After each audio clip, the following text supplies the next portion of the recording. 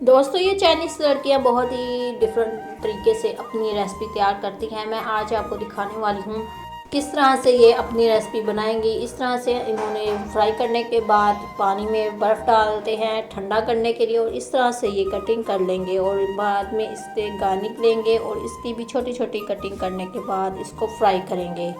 इसकी दो तरह की रेसिपी ये बनाएंगे बहुत ही आसानी के साथ। अगर आप भी अपने घर में ट्राई करना चाहते हैं तो कर सकते हैं। मेरे ख्याल में ये बहुत ही ज़्यादा टेस्टी होगी। चाहते हुए मेरे चैनल को लाइक और सब्सक्राइब करना मत भूलिएगा। अगली वीडियो मिलते हैं।